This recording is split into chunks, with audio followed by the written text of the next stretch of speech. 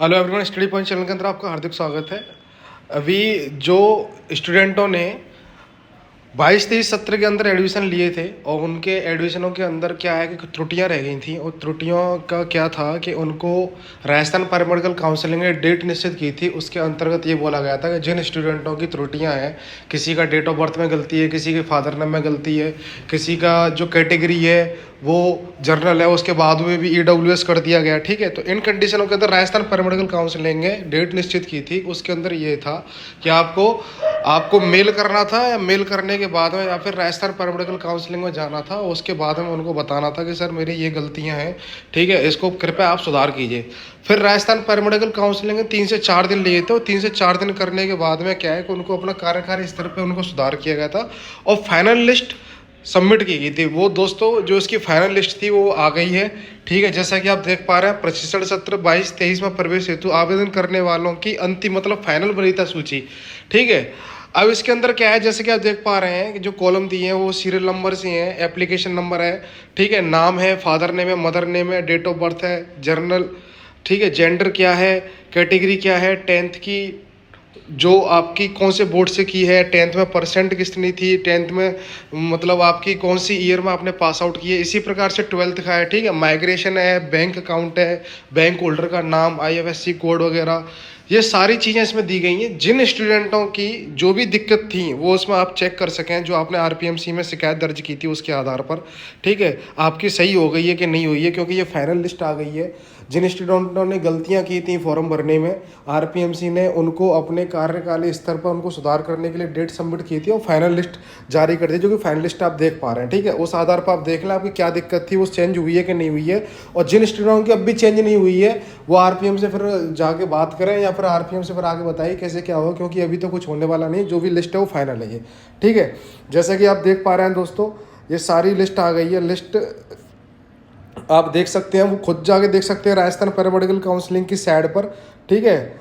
और इसमें जो टोटल जो फॉर्म भरे गए हैं वो भरे गए हैं, आप देख पा रहे हैं, ये 12,680, ठीक है। और राजस्थान पैरामेडिकल काउंसलिंग ने जो सीट नियुक्त की गई हैं वो सारी की सारी सीट हैं 11,750, जिसमें से 50 सीट जो है DMLT की वो अभी रोकी हुई हैं। अगर ये सीटें आपको मिल जाती हैं तो टोटल सीटें आपकी 11,800 के समथिंग हो जाएंगी, ठीक है। मोस्टली जो कोर्स है मेन उनकी भी सीटें राजस्थान पैरामेडिकल काउंसलिंग ने बता दी हैं, जिसमें कि DMLT है, आपका DRT है, DOTT है, ठीक है, ऑप्थेमिक है, ECG है। इनके अंदर एवरेज जो सीट हैं वो उनको उन्होंने बता दी हैं। जैसे कि DMLT के अंदर 4,950 के समथिंग है, ठीक है। DRT के अंदर 2300 सीटें हैं, DOTT के अंदर 1,825 हैं, और ECG के अंदर 800 है। ऐसे ही ऑप्थेमिक के अंदर 545 सीटें। अगर आप नोट करना चाहें तो नोट कर सकते हैं, जो भी मैंने आपको बताया है। अब कई स्टूडेंटों को क्वेश्चन ये रहते हैं कि सर कि हम कितनी कॉलेजें भर सकते हैं। जो मैं ये बताना चाह रहा हूँ, जिस तरीके से ये लिस्ट दी गई है वो क्या है, हायर परसेंट से लोअर परसेंट की तरफ से दी गई है। अब इसमें गवर्नमेंट कॉलेज जो है राजस्थान पैरामेडिकल काउंसिलिंग ने गवर्नमेंट नियुक्त की हैं कॉलेज, वो है 7, पहले 6 थी, एक कॉलेज में और बढ़ा दी गई है, ठीक है, जो कि डायलिसिस कराएगी, गवर्नमेंट मेडिकल कॉलेज है, ठीक है। और टोटल जो कॉलेज है वो RPMC की वो करीबन 130 कॉलेज के अंदर है, जिसमें 7 गवर्नमेंट कॉलेज है। जिन स्टूडेंटों की परसेंट बहुत अच्छी है, ठीक है, मतलब उनकी 99 जैसी परसेंट है, तो वो अगर कोई भी कॉलेज भरना चाहे, उनको सोचना होगा कि भैया हमें यही कॉलेज चाहिए, ठीक है, तो उनको पर्टिकुलर वो कॉलेज मिल सकती है। उसके अलावा जितने भी स्टूडेंट हैं वो ऐसा निराश ना हो, क्योंकि सीटें वगैरह काफ़ी बढ़ाई गई हैं, ठीक है। कुछ स्टूडेंट हैं जो 500-600 हैं, क्योंकि ये देखा जाए, जैसे मैंने बताया कि 11,800 की समथिंग सीटें हैं, जिससे 50 सीटें रोकी गई हैं, और टोटल जो फॉर्म भरे गए हैं वो 12,680 हैं। और उनको माइनस करेंगे तो 500-600 ऐसे स्टूडेंट हैं जो रह जाएंगे।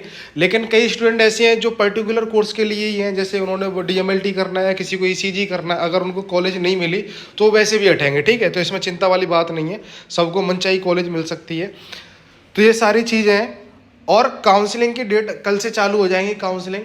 और इसमें बताया गया 3 कॉलेज अभी रिसेंटली राजस्थान पैरामेडिकल काउंसलिंग ने लेटर जारी किया है, उसके अंदर बताया गया है कि SMS के 3 प्रोफेसर थे जो कि को शिकायत मिलने पर 3 कॉलेज के अंदर गए थे। तीनों कॉलेज के नाम दे दिए है, निम्ट कॉलेज है, ठीक है, श्री राम कॉलेज है, ऐसे कर एक कॉलेज और है। उनको जाके आप उनमें काउंसलिंग फर्स्ट काउंसलिंग ना बनाएं, क्योंकि उनको अस्थायी रूप से उनकी मतलब उनको रोक दिया गया है, फर्स्ट काउंसलिंग के अंदर उनको नहीं भरना है, ठीक है। सेकंड काउंसलिंग का अगर वो हट जाती है तो आपको भरना है, नहीं तो अभी नहीं भरना है।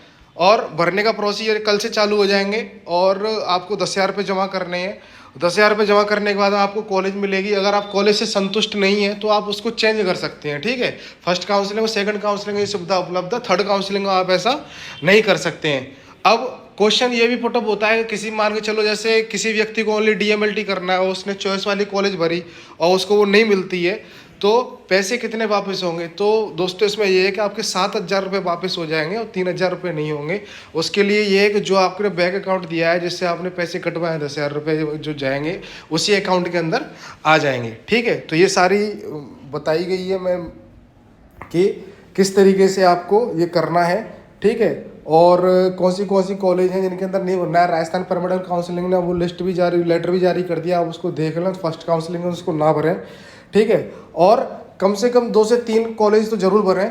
उसके बाद में जो एक बार में अगर आप मतलब कोर्स जो भरना चाहते हैं तो 4 कोर्सों का आप भर सकते हो अपने फॉर्म के अंदर। 4 कोर्स जो आपको लगते हैं। किसी व्यक्ति विशेष को ये है कि मुझे एक ही कोर्स करना है तो वो उसको भरे, ठीक है।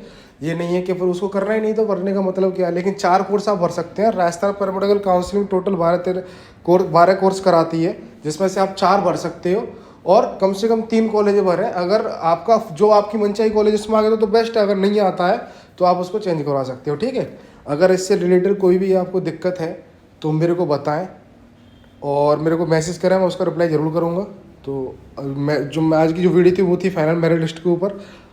अगर किसी प्रकार की दिक्कत आती है तो आप मेरे को मैसेज कर दें, ठीक है, उसका सॉल्यूशन होगा।